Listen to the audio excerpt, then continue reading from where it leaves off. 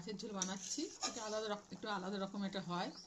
প্রথমে সরষের তেল দিলাম, তারপরে মেথি, শুকনো লঙ্কা আর টমেটো, আদা রসুনের পেস্ট করে দিলাম। দিয়ে তেলের মধ্যে ওইটাকে নাড়াচাড়া করতে লাগলাম। করতে করতে করতে করতে ওটা তারপরে তেলটা বেরাবে। তারপরে আর কিছু দেওয়ার নেই। তারপরে জল ঢেলে দিলাম, একটুখানি মিট মশলা দিলাম, আর নুন হলুদ ও তো সবাই দেয়, নুন হলুদ দিলাম, মিট মশলা দিলাম। তারপরে একটু যে ঝোলটা একটু ফুটবে, ঝোলটা বানানো খুব সহজ। ঝোলটা সবাই বানাতে পারে না, জানেন, অনেকেই জানে না ঝোলটা। কারি পাতা দিলে গন্ধটা ছাড়ে, একটু কারি পাতা দিয়ে দিলাম। কারি পাতা দেওয়ার পরে ঝোলটা ফুটতে ফুটতে মাছগুলো আস্তে ছেড়ে দিলাম।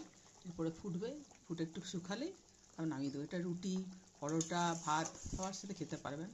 যদি আপনাদের ভালো লাগে তা সাবস্ক্রাইব করবেন, অনেক অনেক লাইক করবেন, তবে না আমরা বাড়তে পারবো। আর লাইকই আসে না, রান্না দিতে চুপচাপ থাকে, কেউই দেখে না। দেখলে তবে না আমরা পারবো। আমি অনেক রকমের রান্না জানি, ভ্যারাইটিস, কিন্তু আমি বেশি পেঁয়াজ রসুনের রান্না করি না, বেশিরভাগ এইসব রান্নাই করি। কারি পাতা, তারপর নিরামিষ রান্না বেশি, নিরামিষে সব কিছু বেশি করি।